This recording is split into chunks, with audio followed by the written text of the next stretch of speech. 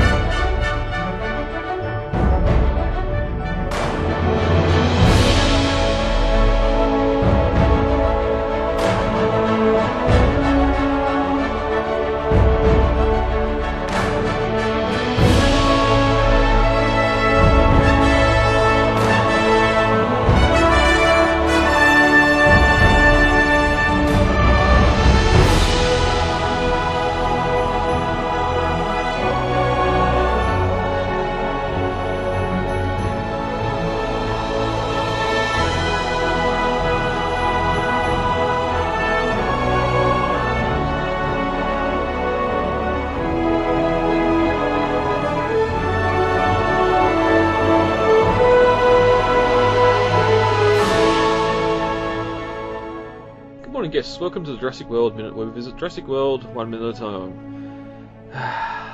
I'm Brad. I'm Dave. And on this episode we'll be discussing minute 30 of Jurassic World, but before we get into this minute, David, over at Jurassic-Pedia.com, we have a write-up here by Sickle Claw on Owens' Bungalow, seen in these few minutes. Yep, this is going to end up taking up the majority of this minute here, and it goes into kind of not like super depth where it's like needless nitty-gritty detail, but it does kind of give you a very good picture of Owen's bungalow, including the dock that you really only kind of get a glimpse of, but is actually more prominently seen in the concept art of the bungalow itself. The bungalow, and we might as well just start talking about it now, it's, as we mentioned last minute, it's ramshackle. It's a ramshackle business here. And so the location of it is meant to be lakeside. I believe that it is actually a small, like, reservoir-style lake on Oahu, on Ko'olau Ranch, where they filmed a lot of the rest of the movie on location. And I can't tell if it connects up to the rest of the ocean. I think it's just a lake. Yep. Yeah, it's definitely, it's landlocked. It's well inland. And even I remember the making of and sort of leading into Jurassic World, getting shots of this the bungalow on the lake, and even just shots Real Tours posted after, once the shack was removed, and just how open and sparse the location is. I would assume that the pontoon or the dock would have been something left there that the filming have used, but it went as well, so it must have been something they put in. Yeah, I'd imagine that a lot of the stuff, as usual, it wasn't meant to last. We never even see the inside of the trailer or the cabin he built around it, so I assume it's basically just four plywood walls kind of decorated on the outside to look like it's something, and it's really nothing. Yeah. So it's probably just an empty trailer here. It does look like, and I'm kind of looking at some of these pictures here on screencaps.com of the shack that I pulled up, and there's a lot of like kind of minuscule details now that I'm really kind of looking for them that I never noticed before. Like, for example, there's a small red dirt bike in the background, and I'm not sure if he uses that to kind of just get around his own little piece of property here, if he's using that to scavenge parts for his main motorcycle or what. But yeah.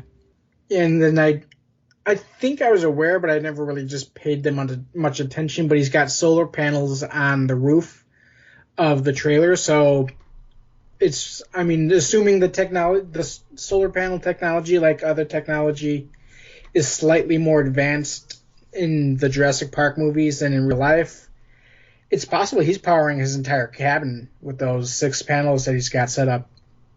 Well, that's exactly right. If he's out here off the grid, yeah, because he's got looks like there's panels on top of the Gulfstream as well, and yeah, that little, I don't they call him a monk? That's not. It's like the old monkey bike, sort of little red Honda. Yeah, a little red Honda 50 or something, which would be, I suppose, it'd be a little bit of fun getting around, just riding around on the patch. Yeah.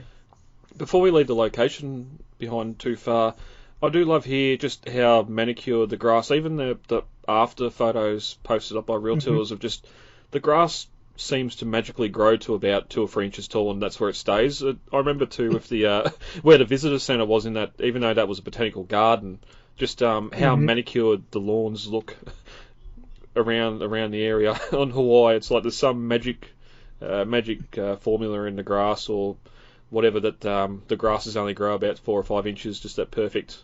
Maybe mow them once or twice a year, and that's it.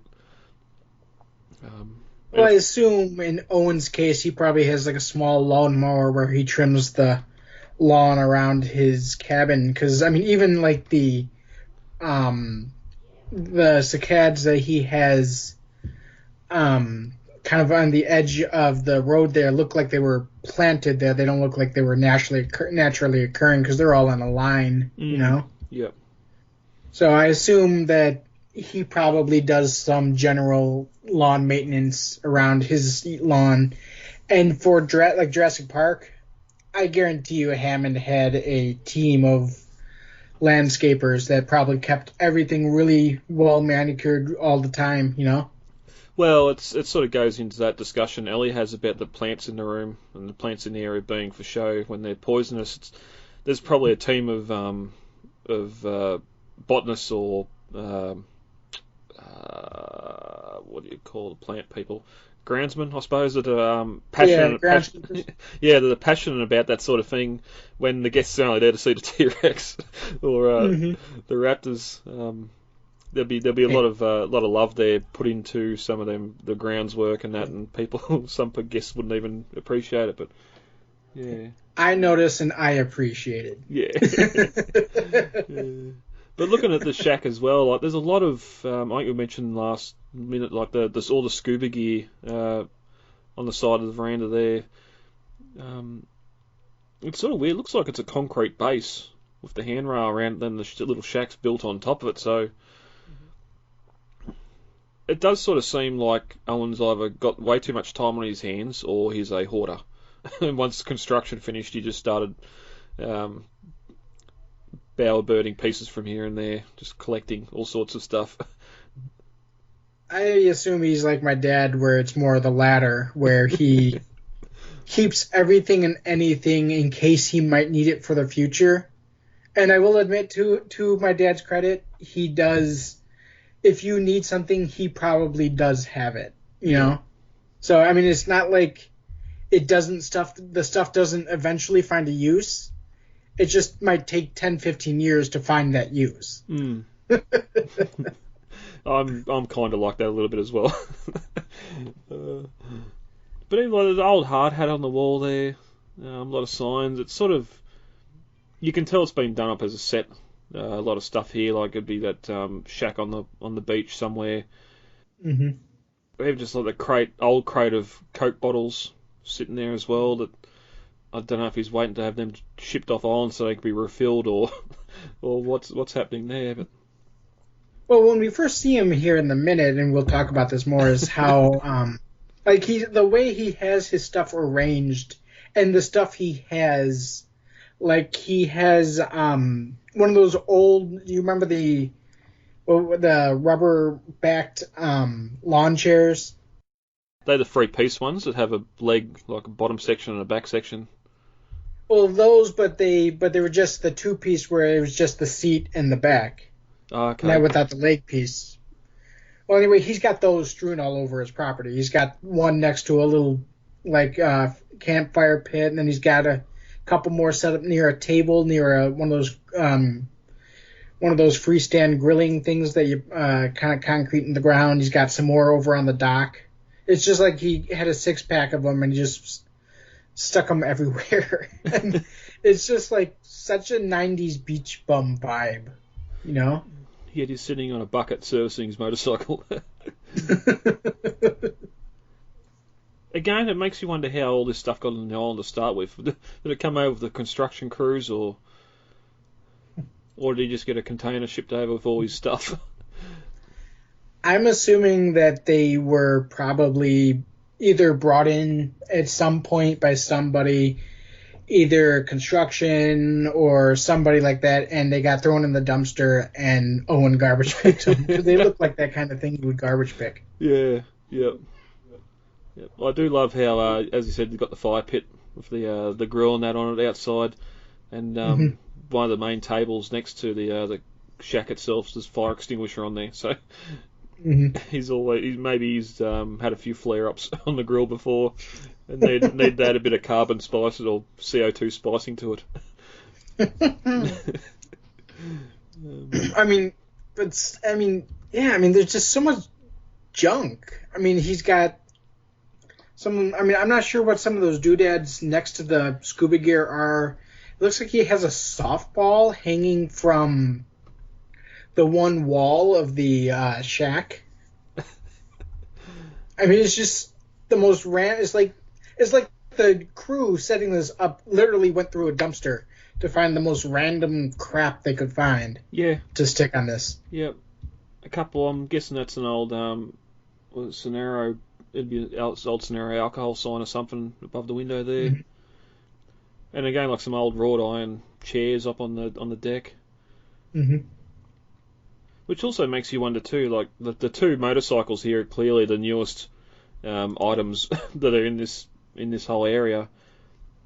There's a boat upside down on a couple of trestles there that's either being worked on or is beyond repair.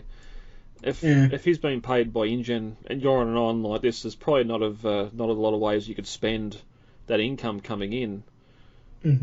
It does make you wonder why he doesn't have a brand new Fleetwood RV parked under these trees or something. And also hanging here on the wall looks like to be like an old construction helmet. I'm not talking like 90s era. This thing looks like the one my grandfather used to have, that 1950s era aluminum construction helmet, or tin or whatever it is. Just looks old and rusty, and it's just hanging there. I mean, like, what would he even have use for that? Again, it seems more like just the set dresses of throwing whatever random junk, like making it a sort of a man cave or that sort of antique junk. Because really, a lot of it is just junk. Even looks like a beer keg there behind the oxygen cylinders as well, against the wall. Yeah. Oh, and looking at the table setup, he literally put down a piece of plywood next to the trailer, and it's a cooler. It's one of those old coolers. And then there's a surfboard being used as the table itself. Yeah. As the tabletop itself. Yeah. And again, he's gone and bolted a corrugated iron roof to the side of the Gulfstream above that table too, so this stuff's all permanent. It does take me back to previous minutes where I've said when he sees Clare rock up and asks, what do they want now? Someone's come here before and told him to clean this mess up. Probably more than once. But as you said, this discussion's probably going to go longer than the minutes, so we probably should look at the minutes. I don't think there's anything else. There's a good little write-up here on Jurassic Pedia anyway, on the Owens Bungalow, and I'm pretty sure this is one of the locations the ATV tours go past in Clare Ranch when you're on the Platinum tour. So we've discussed this in the past. We need to get to Hawaii. Yeah, and I think I mentioned to you earlier this week when I said that, or we were trying to check out the location, and this, like you said, this area is now part of the Colo Ranch film location tour. So there's this and the Indominus paddock you can now actually go and see. Unfortunately, here Owen Shack and little dock there is not actually there anymore. But yeah, it'd be a fantastic spot for a picnic under those big trees. Yeah. Looking out over that lake. Even again, this being a set, just the fact the fishing poles are seemingly attached to the side of the cabin and not just leaning against the railing or anything as if they've been used. Well, he does have more actually on the deck itself, so I assume those are probably spares he keeps around. Yeah. It's it'd make a little bit of sense if this lake was sort of emptied out onto the ocean, because a lot of this stuff you'd think was just drifted. He'd just pick up off the beach, like the cooler, the old surfboard, a lot of stuff that just gets blown in a storm. He just keeps it. Or maybe even a guest brought the cooler, Yeah. And it was just picked out of the lost and found. Nobody ever claimed it. I've got to stop looking at these photos. Head over to Pedia for this article and many others. David, ready to get into minute 30. Sure. As we enter minute 29 of Jurassic World, Claire had arrived at Owens' bungalow. As we open on minute 30, and the start of a terrible 3 minutes, Claire addresses Owen as Mr. Grady, and Owen makes fun of her for it. There's a lot of discussion and dialogue back and forth, which is hard. I think each time I watch it, I must pass out because I don't remember it, or don't want to remember it. I think the best thing about this minute, and something we don't discuss, is the fact that Owen's sitting there working on his motorbike, listening to a Spanish soccer game on the radio. Never picked him for a soccer fan. This ends minute 30 of Jurassic World. This probably won't take too long. As we go into minute 30, Owen stares at Claire for a while and asks why you call me Mr. Grady. This scene, we're going to go into it next 2 minutes as well. It's a little bit of filler here for the film, but I don't think it really adds a lot. There's Claire asking him if you're not too busy. Mr. Masrani wants you to come have a look at an attraction, and him just sort of being a little bit of a smart ass about it, raising that Coke bottle and takes a nice big swig of it. That has to be a bit of product placement there. Oh, definitely. And it's the classic glass Coke bottle. It's not just some plastic Coca-Cola bottle that you could get anywhere. So there's obviously been some thought put into that fact, Yeah, yep. Well, that's the same with the old school wooden crate that the empty bottles are stacked in up on the bungalow veranda there as well. But I hate warm Coke. I can only imagine how warm this bottle is sitting out in the tropics with no cooler around it or anything. I'm not such a big fan of warm pop in general, especially ones that are syrup heavy like Coca-Cola. Yeah. And it's just, I would prefer warm water over a warm Coke, But not milk. Milk's a bad choice. Oh, yeah.